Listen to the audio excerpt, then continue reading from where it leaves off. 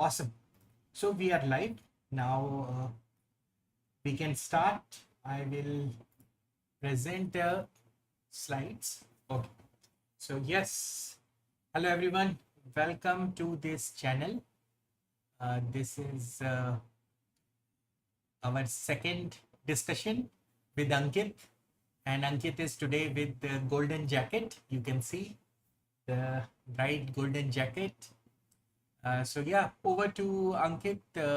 You can start with your brief introduction, and then we can deep dive in today's topic, which is how to become solution architect, AWS certified solution architect, and we will be covering deep diving into the roadmap for the AWS Solution Architect Associate Level Certification, which is SAAC03.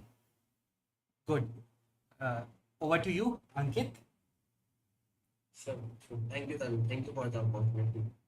So, hey everyone, I'm Ankit Haseeja. I've cleared multiple AWS certifications, including all professional, specialty, and associate and foundational. And today I will share what actually works, not just a theory of boring part. What is being needed to clear the certification and how much you would need to be attentive on attempting the exams. Yeah. So basically, most what I have uh, like observed is most people think it's about services. Like there are n number of services in AWS. So they try to focus on each service definition and everything. A way where they slips the topic and they like move backwards to clear the certification or to clear any of the exam. So we will be focusing on the tips and tricks to clear it in a short, in a healthy way, basically. Yeah. Sure. Great. And so let's yeah, move on. So we have maybe quickly we will cover what is the agenda for today. Just give me a minute. So let me just see who all is live in this session. I'm just checking our audience and any questions before we begin.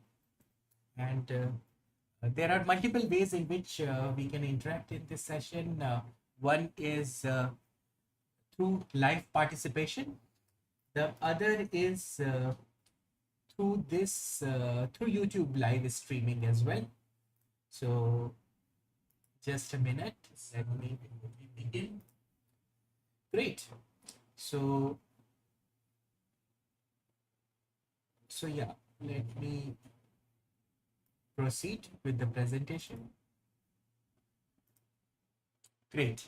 So yeah, let's briefly discuss. So we covered about host Ankit. Let me also share once more. Ankit is holder for multiple AWS certification and SAAC03, which is AWS Certified Solution Architect, is the certification which he did at the very beginning first. It's also very challenging certificate to clear, and he has Ankit has done several other certifications, and he is also certified cloud professional, and he has done multiple certifications, 50 plus certifications. He has completed half century, and he has a very good strike rate also. So he has done 55 plus certifications, 48 month. So he is a real T20 player, and with great consistency and over 100% strike rate. And yes, in addition to AWS certification, he has done certifications on Oracle, on Microsoft. And today we will be focusing on one of the most trending certification, which is sought out in the industry. And AWS Cloud is a very popular platform, is one of the leading cloud provider, and becoming an AWS solution architect, or this certification which we will be discussing, is a real asset in any of our profile if someone is working in SaaS solution or software industry. So this is about the background of Ankit, and you know all about me. I am Tarun. I have authored various books on cloud native architecture and microservices. Have worked in Java domain and have been working in big enterprises, including Microsoft, Oracle, and SAP. And I'm hosting this session, and Ankit will walk all of us through the roadmap for AWS Certified Solution Architect. Go ahead, Ankit. Now, maybe you can discuss about the roadmap and how to prepare and crack this certification. Sure. Thank you, Tanu. Thank you for that. So basically, coming to roadmap or coming to strategies, like once we start for the certification, the first of our strategy should be to get the curriculum of that. The curriculum is long, I agree with that, and the courses also where the online educators have been provided are very lengthy and very long. So don't be afraid of that. So what I suggest is rather than thinking about services, think about the architecture decisions. Like try to think why this architecture decision is being used. Like try to think on the point of availability, optimization, and fault tolerance. Always try to focus on the cap theorem while attempting any of the architecture, while attempting any of the question. Like how it can be highly available, how it can be highly consistent. If you keep this points in your mind, it will be very easy for you to at least understand what this question revolves around and what is the meaning of this question. Great. So basically, Ankit, just 1 minute. One question. You mentioned about cap theorem. So can you also share what is cap theorem? We have covered this in our earlier videos about cap theorem, but yeah, it would be brave if it would be great if you can briefly cover cap theorem for our viewers who may not be aware of this. so, so cap theorem basically is a part of a distributed system. Cap, which is CAP, stands for consistency, availability, and partition tolerance. The main thing is in distributive system, we cannot achieve three times, like all three at the same promotion. Like for all three, there is no penalty, but for two, it can be guaranteed. Whether if you are like attaining consistency availability, like there will be less chances that partition tolerance will be also in that. So similarly, you can make the permutation combination, and this is the meaning of capture. So three is not being guaranteed, but two are for sure guaranteed. So coming to consistency and availability and partition tolerance, what it means. So for consistency, it means like it for every request it will get the correct date. For example, if I check my bank balance, it always gives me a correct date on that.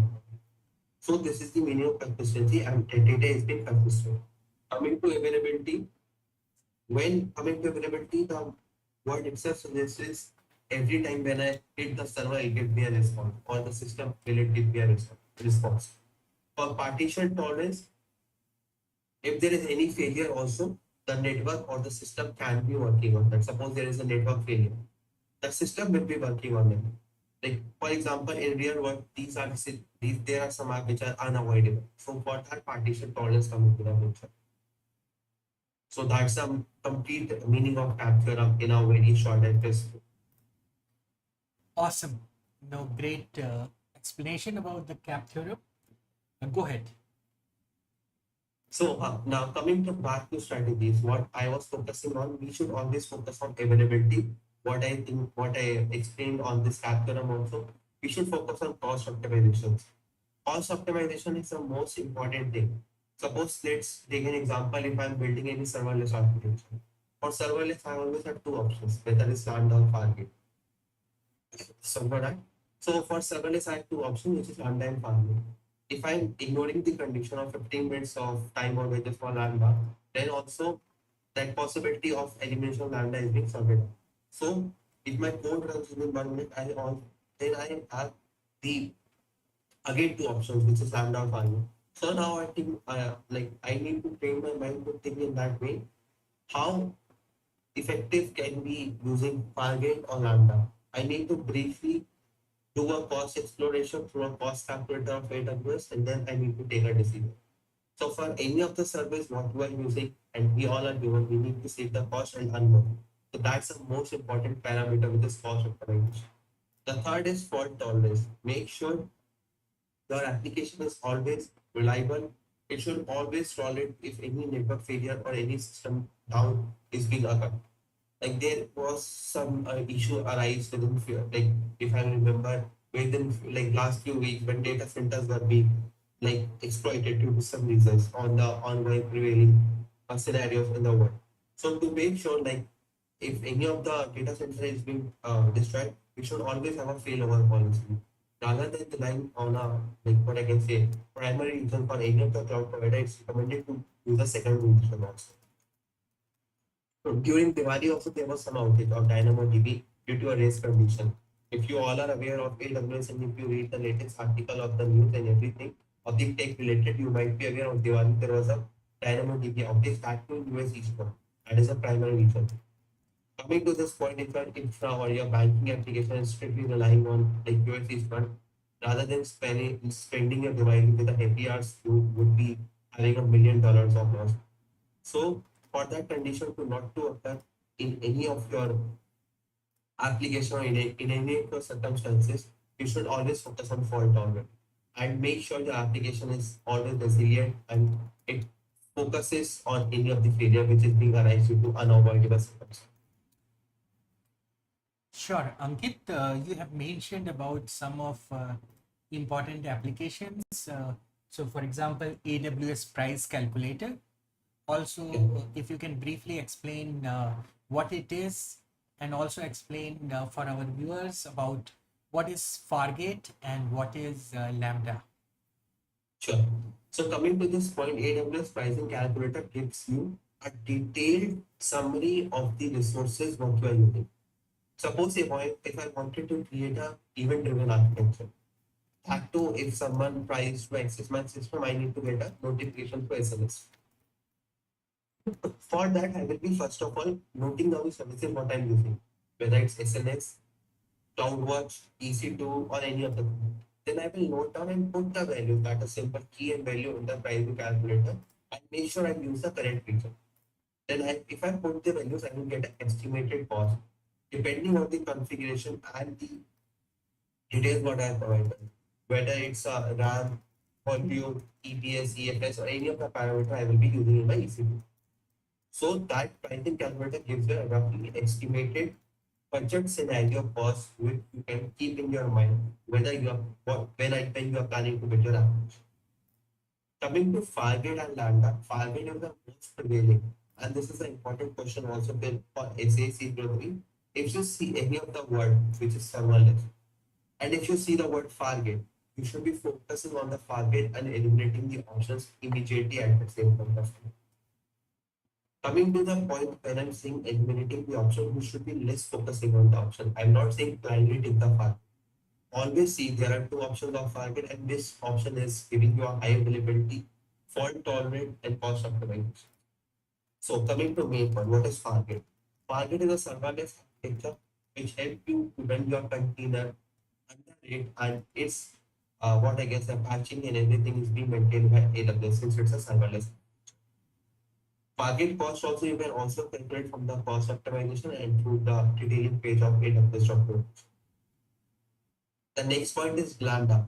Lambda is something which is used to run your code, like whether you are running any of your code, whether it's a Python or like Python, like Lambda supports many of the languages. But Lambda is a like drawback if your code exceeds 15 minutes of threshold, and Lambda gets a timeout. So these are the two what I can say overview and short and crisp definition of Lambda. Great. So, what's the key difference between Lambda and Fargate? That depends on the use case. Basically, both of them are used to run the architecture on the serverless. The first Fargate uses like Fargate is being used with ECS, which is Elastic Container Services, and in which you can run your Docker containers, the specified image and everything. Image you can pull from your ECS directory, which is Elastic Container HTML. So yeah, that depends on use case to use case, but the main difference and the main what I can say, similar pattern is both of them are serverless, and their patching and their detailing is being handled by AWS. Okay, great. Can you also walk us through all the core services which is mentioned in this slide? What is Yeah, EC2, sure. S3, etc.? Yeah, sure. So first of all, coming to EC2, EC2 is something like definition we all know, Elastic Compute Cloud. It's provide you a virtual server to run your applications. For S3 is simple storage service with, and S3 there is some recent announcement also from AWS side. You can easily go through that like AWS public documentation. So S3 is used to store the data in like in the folders, and like it's basically a storage on the cloud. That's it. RDS is a relational database system, which is a database also, but for RDS, like databases are many of time in AWS, which is DynamoDB or RDS and everything. Once you read through the services, you will easily understand what are the use case for RDS, DynamoDB, and all. I will be explaining you moving forward into this lecture. For VPC does is VPC stand for virtual private cloud. It basically provides your private network into your cloud application so that your data is not being exposed or neither your IP is being exposed to external world. It's a private environment into your application, into your cloud environment services what going. IAM stands for Identity Access Management, which provides you many of the features which is SSO login SAML, and it restricts, like suppose me and Tarun are working in an organization and Tarun is a like head of the like Tarun is CT or something. Tarun will restrict my user Ankit to accidentally delete any application. He will restrict me to use administrative access. He will only give the access which I am requiring for my work. He will only give me read access, not write access, not something through which I can delete any of the database or delete any of the critical functionalities of the application. So ELB is elastic load balancing. Load balancing is something when there is a high load on the server, it is used to manage the load. Suppose you always see that there is a sale of big billion days or anything, the credit card payments or the payments to which we are, the payment gateway always stays. So to maintain this, the load balancers are being used at the ASG are used to maintain the desired number of EC2 instances or desired number of virtual servers running into your environment. CloudWatch, what I can say in simple layman term is something which provides a detailed log. Suppose if my ASD failed to launch or if my Lambda port did not trigger, I can easily use CloudWatch to identify the logs, and CloudWatch also has an amazing feature which you can explore is it has a log inside where you can run your query and you can get a log of the specific. Suppose if I run a query, who deleted my access keys and secret keys, I can frame a query and I will easily get the user of the row which has deleted them, rather than spending a day or like a week to figure out who has deleted or like to tracing back to a long method. So how much is giving the like advantage on that point of time. So great explanation, Ankit. We have covered these 8 services. So there are around 200 AWS services. So should Yeah, we yeah. learn about all of them, or what's your strategy? Because it's very hard to remember all the 200 services. So what is, give some guidance around that to our viewers. So for 200 services, I would not suggest to go through public documentation at the initial stage. I'm not suggesting like to never go to them, but for initial stage, at least you should know what each service do. Like here we can see there are only 8 services, but I should be aware what SNS do. Like it is used to send me a notification. One liner definition for every services which is in AWS is more than important. And nowadays everyone is talking about AI and everything. So try to focus on Bedrock, SageMaker, what it does, which will be fruitful, like learning the concept and framing a well, what I can say, well framed architecture. Great. So yeah, this sounds a great strategy that we should first focus on these 10 services, the 8 which is mentioned here, and then SageMaker and Bedrock, because now AI is getting used heavily and this has become very important. Great. Perfect. So let's move on. This is a great introduction about the services and how you should focus your preparation, Great. Go ahead. So try, like, first of all, if we can say tips and tricks, and the mindset is never try to be frustrated. If you're not able to learn the thing on the one day, try to analyze the thing on the second day or the third day. Because every like, tree grows from a seed only. So it takes some time. So AWS exam is all about choosing the right services for the right scenario. If you are aware of like decoupling, what decoupling does, you should be focusing on SQS. If I'm like thinking about dead letter queue is coming into my scenario, SQS is the only option. If I'm thinking like my requests are going through like it, like there is a high latency, and I might be focusing on CloudFront.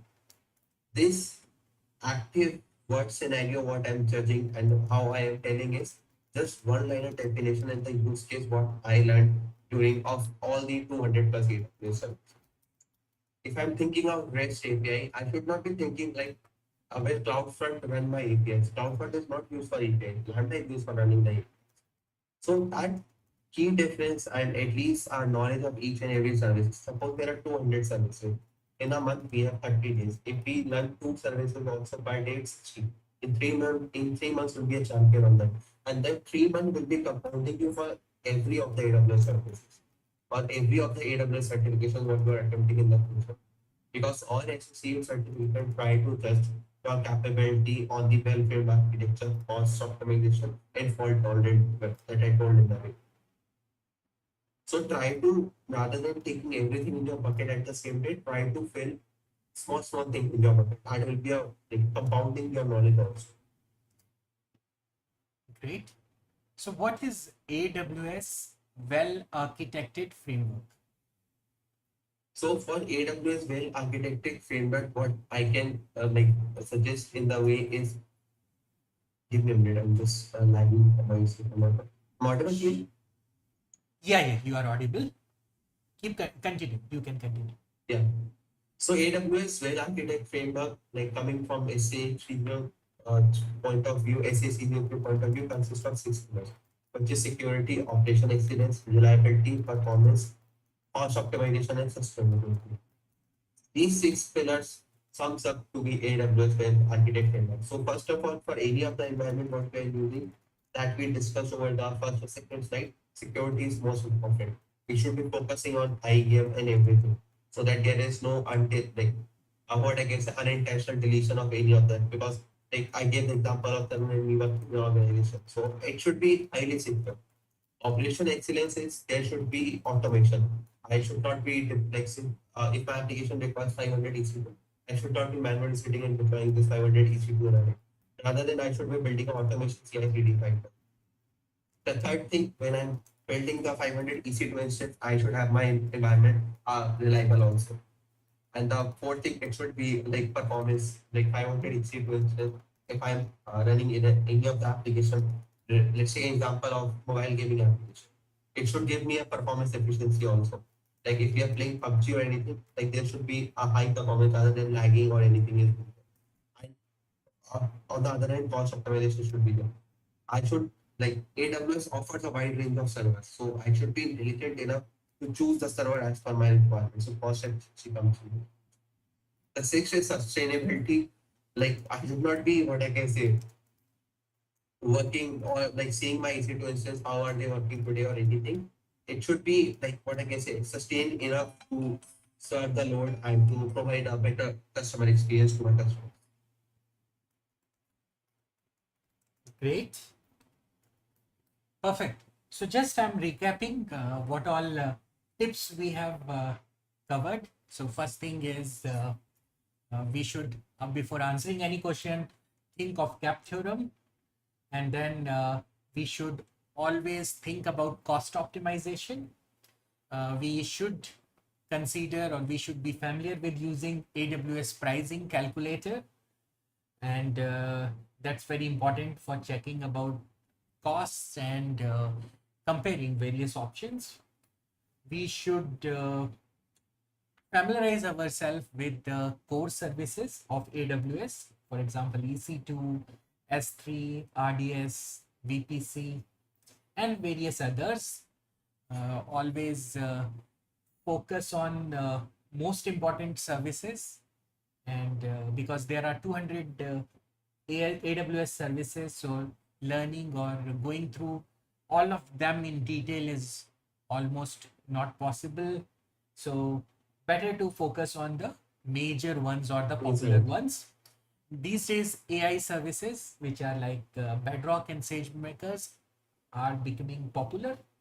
So we should also cover them, and we should focus on understanding concepts as mentioned in this slide, that concepts are more important than your memorization, and all the questions are very practical questions. They are scenario based questions, so we have to read the question very carefully, and then we should consider the constraints are the most important, and based on that we can eliminate wrong answers, and then practice on some small project. So probably this we have yet to cover that. Okay, some hands-on project is also very important. So if you have done some simple project, not very complicated one, that will be very helpful. So this I learned from the previous session by Ankit also. And then we should master AWS well architected framework. And this will also help in our path to success for AWS associate level solution architect certification. Great. Now I have one question. What visualization tool or diagramming, how do you visualize the architecture? What are the best practices, and if you can guide our viewers about what they can do to sketch the architecture? Yeah. So coming to architecture, suppose let's take an example. If you give me a task, suppose I need to get a OTP when I'm entering any details from my credit card or debit. So once I have this problem in my mind. I need to think OTP means a notification. Notifications means sending notifications. How OTP will be triggered when I enter something. So when I enter something, it means something will be recorded in the database. From database, it should be a event bridge, which might be triggering SNS. So this is how the architecture is being framed. So yeah. Great. Awesome. So what you recommend are people who are preparing, they should draw this on pen and paper or whiteboard, or yes. Okay. Pen and paper is the most important thing. Even I, as of now also, what I do is I watch the video over Saturday. I make notes on Saturday. Like what I can say, did not, but I don't learn anything on the Saturday. I only simply my target is to complete 5 hours of video. The next day when Sunday comes, I don't open my laptop. I simply do a pen and paper, try to revise my notes. That gives me a compounding of my knowledge. If I'm stuck in a topic, suppose yesterday I read BPC, I'm not able to understand my note, I will go again and see the BPC. So that it gives me a clear picture and saves my time. Rather than if I'm like, we all are humans, if I'm watching video and making note at the same time, phone is there with me. I will be scrolling Insta reels. So that like distracts my time. Great. So are we allowed to carry pen and paper in the exam? No, no, I don't think so because I never carried. Okay. Okay. So you have to also visualize them in the mind. Okay. Correct. Great. Great. So yeah. And then that visualization will only come once you revise your notes multiple times. Right. Thinking I completed video of 27 hours and going to exam is not a recommended way. Like I don't recommend this type of. Awesome. Awesome. So yeah, this is a great tip that, okay, whenever you are studying, either through reading online content or through watching videos, have a practice of drawing the diagrams in pen and paper. So if you make a habit of drawing the diagrams in pen and paper during the exam, visualizing these diagrams or system architecture will come with intuition to you, and you will be able to think very structurally and eliminate wrong answers and come to the correct choices. Great. Perfect. So let's yeah, talk about pattern recognition and architectural judgment. Go ahead. So for pattern recognition for associate exam is at least for what I would suggest is at least give 2 or 3 test series. That will help your mind to develop a pattern and to eliminate the option and to focus on the right thing in the exam and to save your time also. So associate exam generally is 65 questions. Separating your question on 65 minds is like 65 questions is very tough. So at least try to like have a speed also, because every like even if we are giving competition exam, it's recommended to go for multiple test series. Just one more thing I will tell you, even if you fail in the test series, the result is between you and your computer. Don't feel disheartened, don't feel like low confidence. Try to think in a mind, like try to think in a way like next time you clear the exam or next time you get the more marks in your test series. So and try to always analyze your mistake. What I used to do is for pattern recognition, what I used to do is even if I like somehow gave the correct answer in testing, I used to read the explanation, whether my thinking and the testees who made this thinking are being aligned in the same way. Like it can be somewhere it's a hit and try also, I corrected. But I need to clear also whether we are thinking in the same way, because that helps me to clear or to judge the option and to eliminate the option more frequently. For architectural judgment, this is a like valid point. Try to read n number of questions, try to give mock exam, try to give practice exam, and try to think whether the explanation given in the documentation or in the test series aligns with your thinking. Because this game is all of how your mind thinks at that point. And for your mind thinking, you should be aware how you need to judge or how you need to recognize the question and to eliminate the answer. Okay, great. So what are the most important patterns that we should recall? Maybe if you can give some example of the patterns, then our viewers will be able to connect it better. So coming to patterns, you should be always focusing on the, what I can say, cost. That is more important. You should be focusing on latency. You should be focusing on failover. That's the 3 important patterns that is being designed. And also you might be focusing on these 6 pillars, what I wrote in the beginning of the syllabus. Perfect, perfect. So what is this architectural judgment all about? So yeah, Yeah. we So have yeah, something for about this, blast for radius. this, if you yeah, for this it happens that 2 options are technically correct. So if you remember in the beginning, I told an example of lambda and Fargate. Both of them are correct in the serverless. The only thing I need to focus which is cost effective. So that helps me to judge the architecture judgment. Architecture judgment, as the word suggests, you should be building the best cost effective architecture for your firm or your organization. So for building the best architecture, you should be focusing on the cost. That is the most important. Okay, great. Sure. So yeah, as we have mentioned in this slide, cost, complexity, blast radius, and trade-offs. So these are the important criterias that we should think about.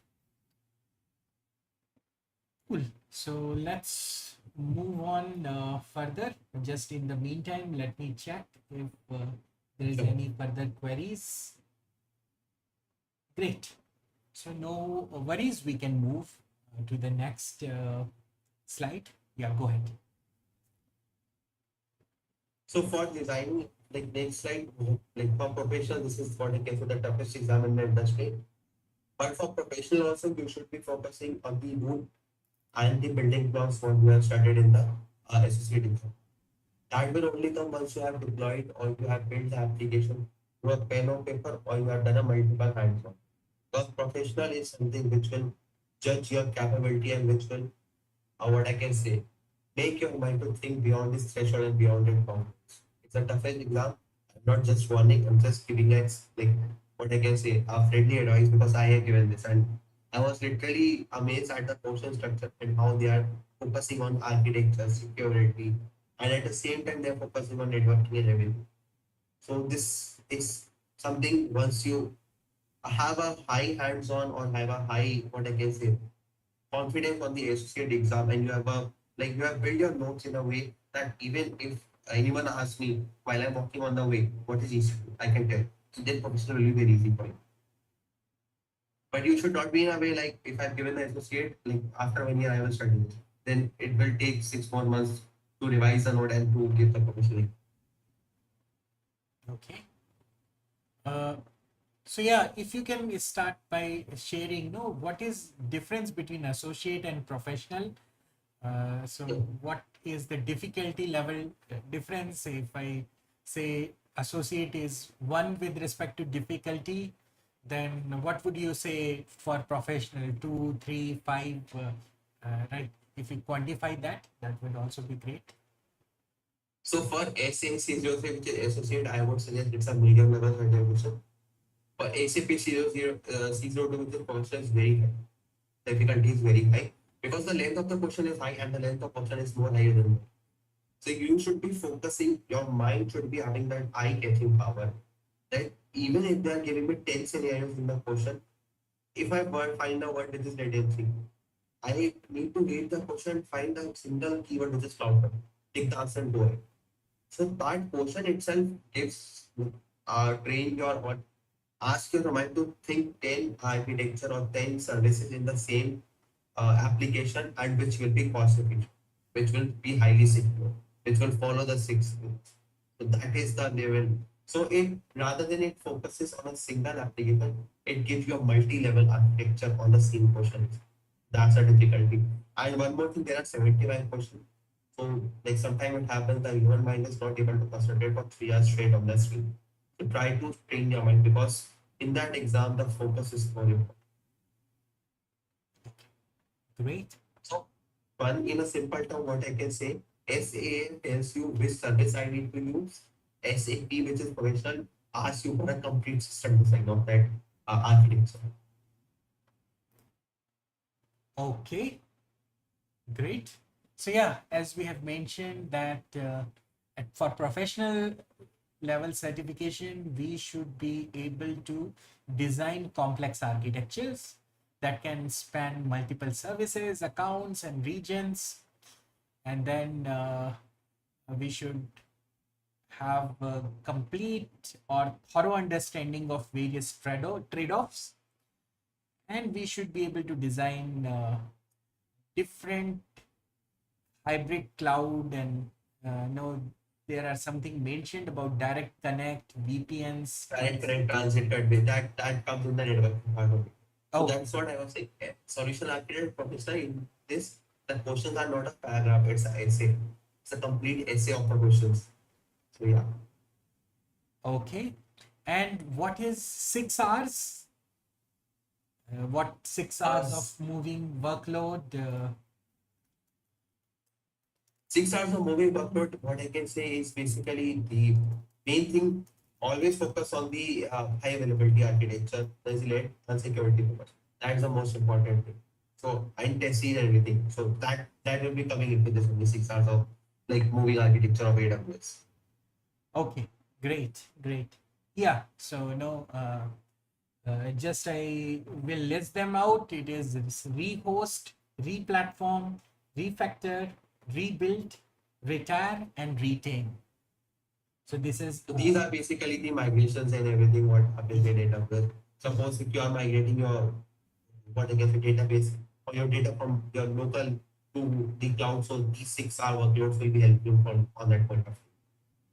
great, great. Yeah, so this is about migration or modernization of your applications which are running on the cloud.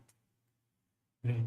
Then we have multi-account strategy, organizations, SCPs. So if you can just explain about multi-account strategies. Yeah. So coming to multi-account strategy, suppose like if I'm building a high available application, I should not be deploying anything directly in a prod. That's not recommended also.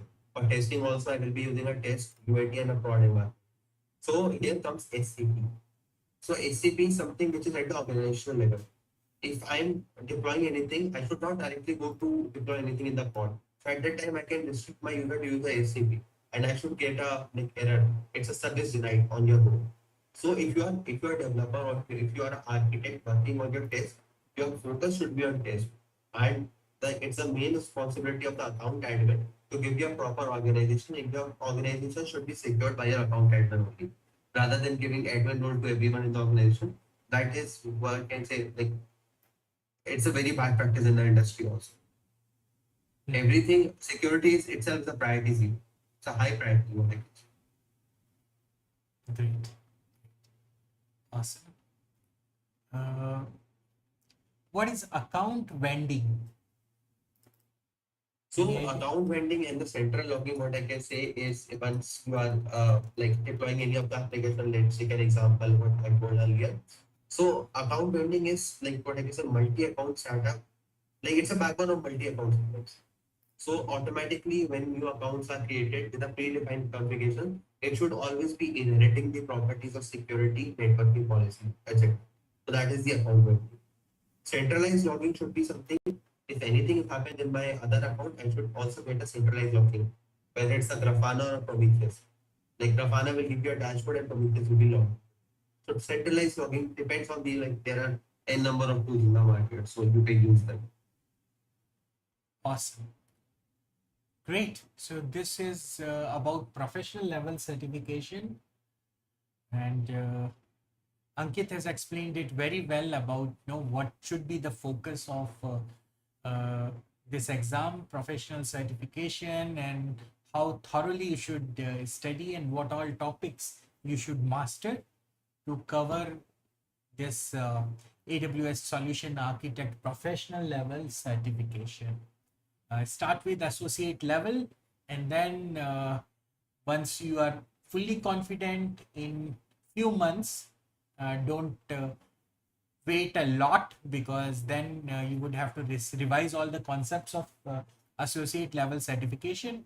So if you are in touch, try to master as early as possible and appear for professional level certification. Perfect. My suggestion would be, if you give the associate exam today, try to get professional in next 6 months. That will give you a like high advantage of others who are preparing for this. Awesome. Great. So yeah, let's also now talk about time management. So yes, no, Ankit is, I would say, the master of time management, because he has utilized his time, and within the first 4 years of his career, he has uh, cleared so many certifications. Now he can focus on doing more practical real world projects and take his expertise to the next level. So yeah, Ankit, share for our viewers some of the time management strategies. For time management, you should be like, what I can say, the most important time management strategy, what I would suggest is try to utilize some hours on the weekend. 2 or 3 hours is more than enough on Saturday and 3 hours on Sunday. And like if you're going for a party or anything, like spending time with friends in evening, try to utilize your afternoon. So that way you will be enjoying both of the things. That's what I do. So, and other thing for time management also, like if this is done, this is a part one. For other thing, you should be giving a number of history so that you are aware of the time pressure. When the clock runs in front of your screen, you should be aware how the clock pressure affects your mind and how your thinking availability goes. So that will be coming once you give that multiple test rates. So these two will be easily available. These two will be easily available for you, or it will help you to like judge a proper time also. Even if you are traveling also, or like sometimes what I do is, if I'm traveling over a flight or anything, that's a complete boring 2 hours or 3 hours. I carry my notebook, at least I will give 30 minutes to myself. The rest 1.5 hours I can sleep over the phone. That's how I manage it. Awesome. Awesome. Great. So let me rephrase what Ankit has advised. So you should have 3 hours study time on the weekends, uh, and even if you are partying, no study in the afternoon. He's suggesting, so that you don't miss out on your milestones. Even if you are traveling, carry the notebook, and while you are on the go, you can revise your notes, practice case studies or test series, which are nowadays very easily available in Udemy or through various other learning platforms, and consistency is important. So these are some of the best practices. So Awesome. for last 4 years I cleared the certifications. I never miss any of my friend wedding. I never miss any of my friend party or any of my family function. That's how I manage the time on that point also. Awesome. Awesome. So the study schedule you follow is 3 hours on Saturday and 3 hours on Sunday, like that? Yeah, that's it. Yeah, maximum. Okay, okay. So yes, this is the proven strategy. And if you are effectively studying, focusing, then 3 hours is good, right? Yeah. So how do you focus? So while you are studying about the examination, so you go in some quiet place, or what is the right strategy to build your focus and be undistracted to various other happenings? Yes. So I don't go to quiet place. Basically, what I do is I give my mind a target. Like first 45 minutes I will study. Then once I'm done with 45 minutes, I will use my phone, or try to score reel or watch any video for next 15 minutes. So that is done for a 1 hour. First continuous for 3 years. I am not sure if anyone can study. Like there are many of the videos or anything. I am not sure how they study, but I cannot do. So I give my mind a rest space also, so that mind is not overpressured at that point. And Okay. once I'm done with 3 hours with following the strategy, I go for a trip, or what I can say short ride, or on bike or car. So that gives me a complete relaxation. Okay. Nice. So yeah, you can divide your study time into 3 slots, 1 hour, 1 hour each, and you can take breaks in between. Correct? Awesome. And after that, you can go to gym. Going to gym is the best exercise for your mind also. So that is the most refreshing thing what I can do. Awesome. Awesome. Great. Yeah. So physical fitness is very important.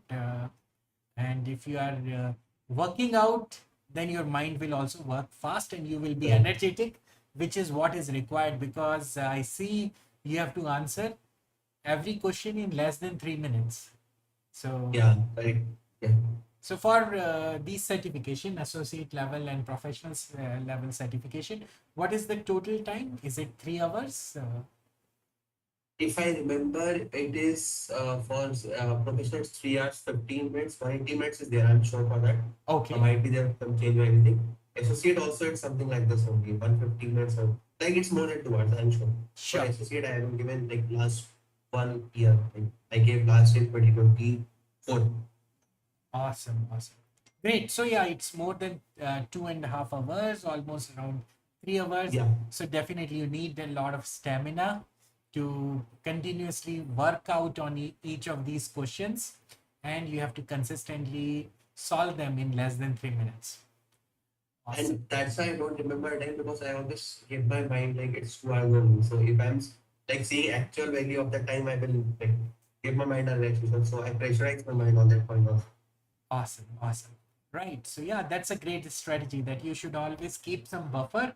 Try to finish the exam in advance. So if you can solve all these questions a little bit earlier, that is better, because then you can revise some of the questions, or if some hard questions you have skipped, then you can come back to them and solve them with more time and focus. Okay. Awesome. So yeah, no, I'm just looking into some of the key points. Like, okay, every question is a paragraph. It's like a mini case study.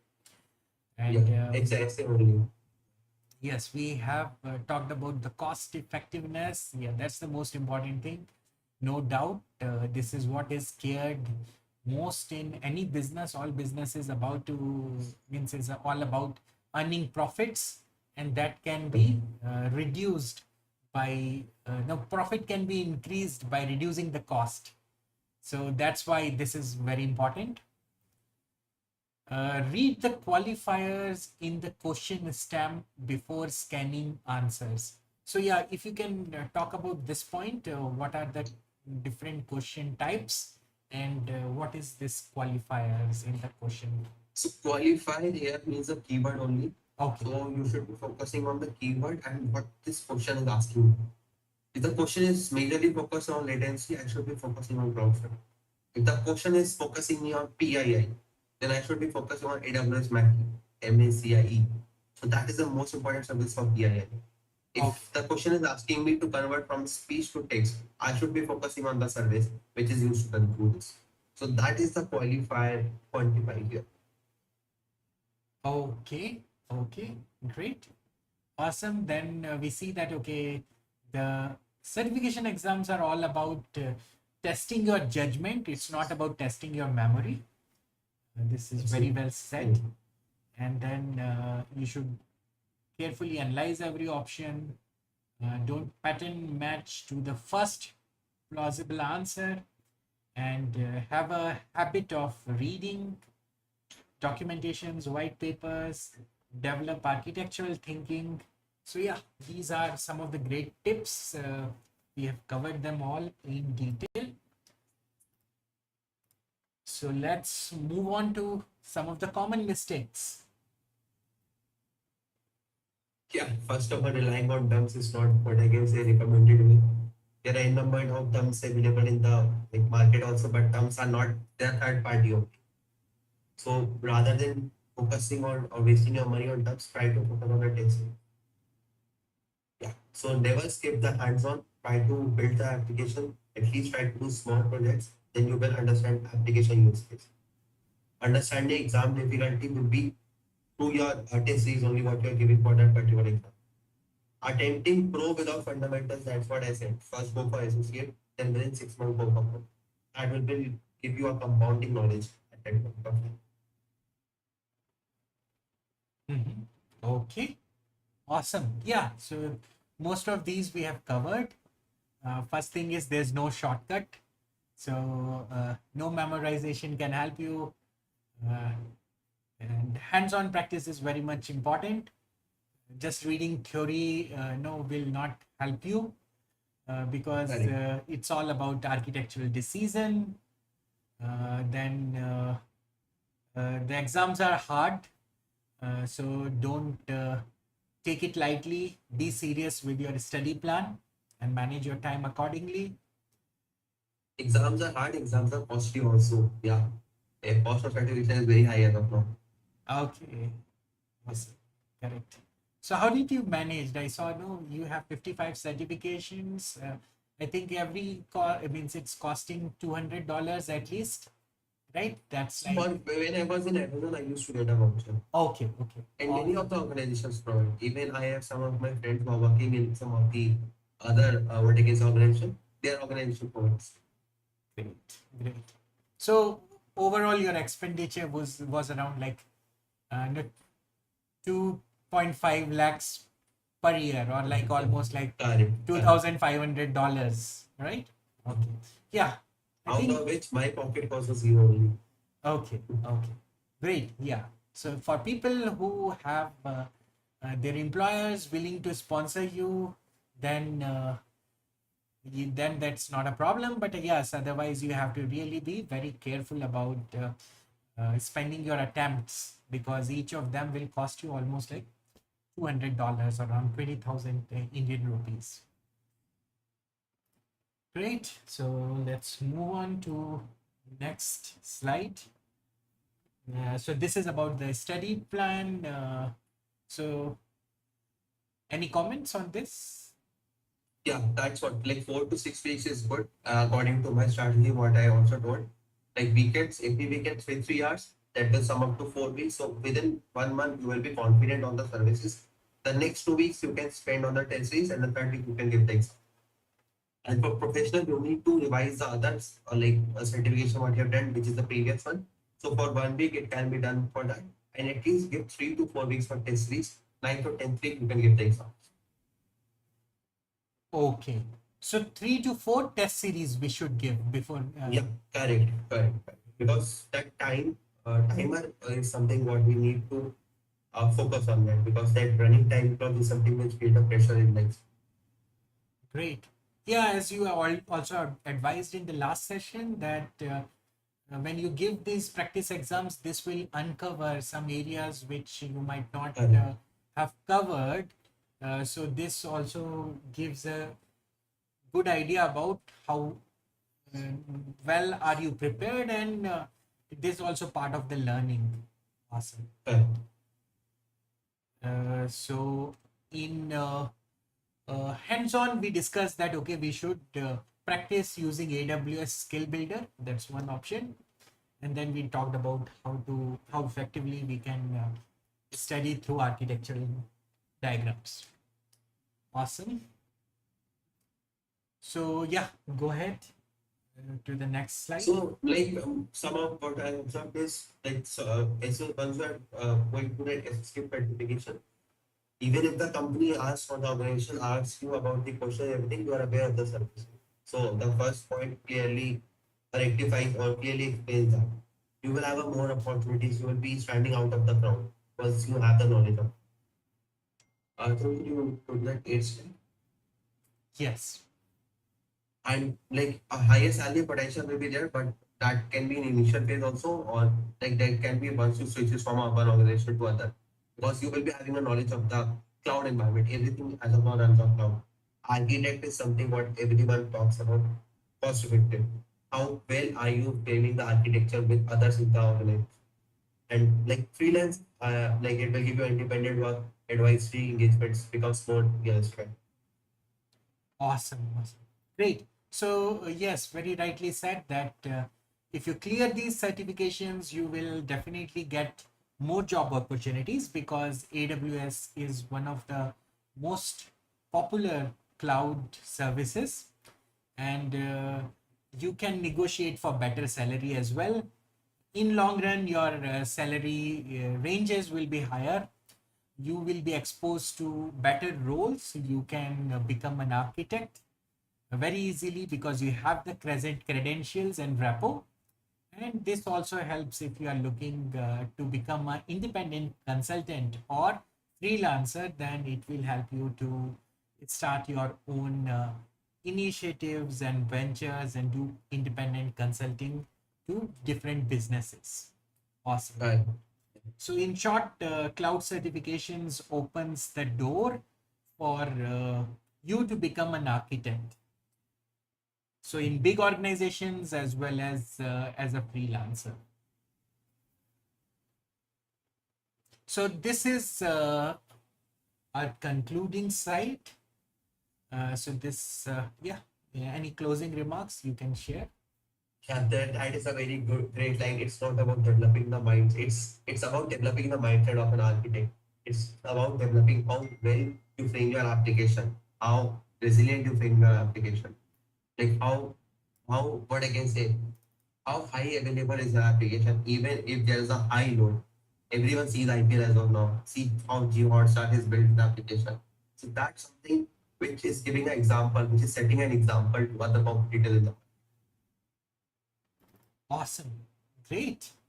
So this brings us to the end of this session. So there was lots of concepts which we covered. We not only talked about the preparation strategies, but we also covered about various core AWS certifications. And we will be continuing to kind of give similar sessions. If you have any queries, if you are not able to think of them right now, no problem. You can post them as comments and you can subscribe to our channel. Uh, so, yeah, Ankit, you have a channel which is Golden Jacket Cloud. Yeah, go ahead. You can share about that. Yeah, it's down with Golden Jacket. So yeah. Sure. So yeah, I'll share about that channel also in the comments. And this channel where you are watching is Dev Skills.